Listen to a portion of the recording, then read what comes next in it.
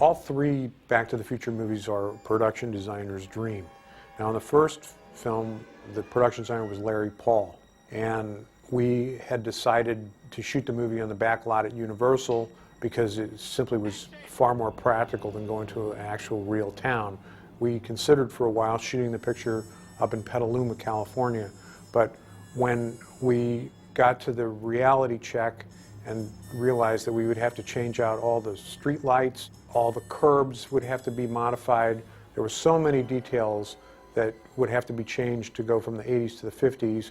It was just way too expensive and impractical to go to a distant location and do that.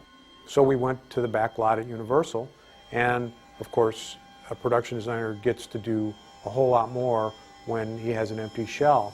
And Larry Paul just went crazy and really recreated 50s street that made everybody on the crew say, you know, this reminds me of where I grew up. It didn't matter where they grew up. Everybody said the same thing. It reminds me of where I grew up.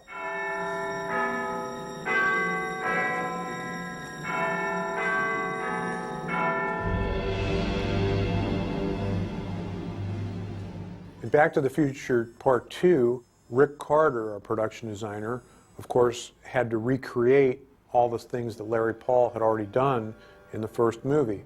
We were able to actually do some scenes on that street with some more detail in some of the storefronts that were never very clearly seen in the first movie. So that was fun, being able to see the travel agency that has the 10 days from Cuba and the fallout shelter advertisement in the realty office were things that were on the street in the first movie and we never really got to see them clearly.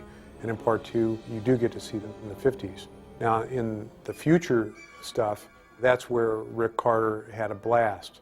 We tried to imagine what things might be like in the future to try to make it into a user-friendly future as opposed to an oppressive future. We wouldn't want to say that that's where we're going. We wanted to say it's going to be better. At the time that we made the movies, Japan was an economic powerhouse.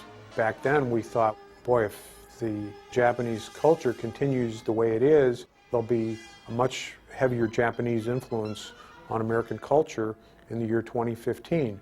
So when you look at the movie, you see a lot of things that were inspired by Japanese design, and that was a conscious decision.